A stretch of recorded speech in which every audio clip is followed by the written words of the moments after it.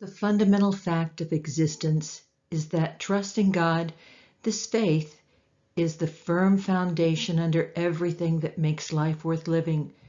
It's our handle on what we can't see. The act of faith is what distinguishes our ancestors, sets them above the crowd. By faith, we see the world called into existence by God's word, what we see created by what we don't see.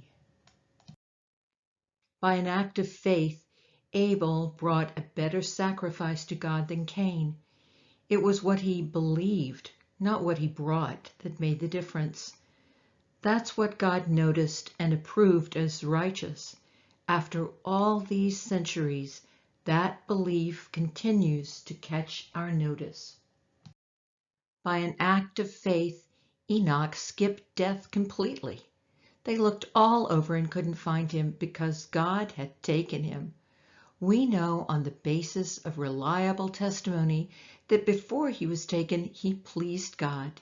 It's impossible to please God apart from faith. And why? Because anyone who wants to approach God must believe both that he exists and that he cares enough to respond to those who seek him. By faith, Noah built a ship in the middle of dry land. He was warned about something he couldn't see and acted on what he was told. The result? His family was saved. His act of faith drew a sharp line between the evil of the unbelieving world and the righteousness of the believing world. As a result, Noah became intimate with God. By an act of faith, Abraham said yes to God's call to travel to an unknown place that would become his home. When he left, he had no idea where he was going. By an act of faith, he lived in the country promised him, lived as a stranger, camping in tents. Isaac and Jacob did the same, living under the same promise. Abraham did it by keeping his eye on an unseen city with real, eternal foundations, the city designed and built by God. By faith, barren Sarah was able to become pregnant, old woman as she was at the time, because she believed the one who made a promise would do what he said. And that's how it happened that from one man's dead and shriveled loins, there are now people numbering into the millions. Each one of these people of faith died not yet having in hand what was promised, but still believing. How did they do it? They saw it way off in the distance, waved their greeting, and accepted the fact that they were transients in this world. People who live this way make it plain that they are looking for their true home. If they were homesick for the old country, they could have gone back any time they wanted. But they were after a far better country than that, heaven country. You can see why God is so proud of them and has a city waiting for them. By faith, Abraham, at the time of testing, offered Isaac back to God. Acting in faith, he was ready to return the promised son, his only son, as he had been to receive him. And this after he had already been told, "Your descendants shall come from Isaac." Abraham figured that if God wanted to, he could raise the dead. In a sense, that's what happened when he received Isaac back alive from off the altar. By an act of faith, Isaac reached into the future as he blessed Jacob and Esau. By an act of faith, Jacob on his deathbed blessed each of Joseph's sons in turn, blessing them with God's blessing, not his own. as he bowed worshipfully upon his staff. By an act of faith, Joseph, while dying, prophesied the exodus of Israel and made arrangements for his own burial.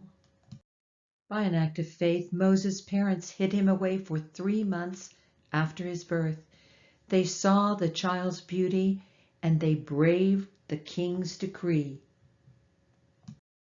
By faith, Moses, when grown, refused the privileges of the Egyptian royal house. He chose a hard life with God's people rather than an opportunistic soft life of sin with the oppressors. He valued suffering in the Messiah's camp far greater than Egyptian wealth because he was looking ahead, anticipating the payoff. By an act of faith, he turned his heel on Egypt, indifferent to the king's blind rage. He had his eye on the one no one can see and kept right on going. By an act of faith, he kept the Passover feast and sprinkled Passover blood on each house so that the destroyer of the firstborn wouldn't touch them. By an act of faith, Israel walked through the Red Sea on dry ground. The Egyptians tried it and drowned. By faith, the Israelites marched around the walls of Jericho for 7 days, and the walls fell flat. By an act of faith, Rahab, the Jericho harlot, welcomed the spies and escaped the destruction that came on those who refused to trust God.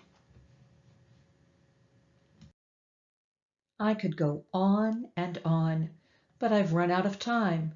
There are so many more. Gideon, Barak, Samson,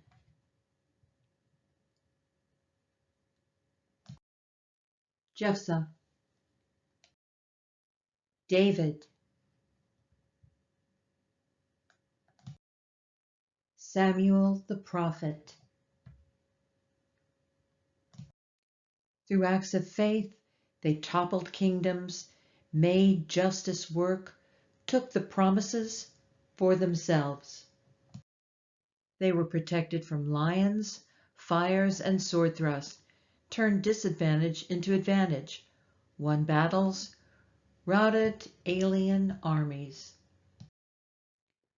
Women received their loved ones back from the dead. There were those who, under torture, refused to give in and go free, preferring something better, resurrection. Others braved abuse and whips, and yes, chains and dungeons. We have stories of those who were stoned, sawed in two, murdered in cold blood. Stories of vagrants wandering the earth in animal skins, homeless, friendless, powerless. The world didn't deserve them, making their way as best they could on the cruel edges of the world. Not one of these people, even though their lives of faith were exemplary, got their hands on what was promised. God had a better plan for us, that their faith and our faith would come together to make one complete whole, their lives of faith not completely apart from ours.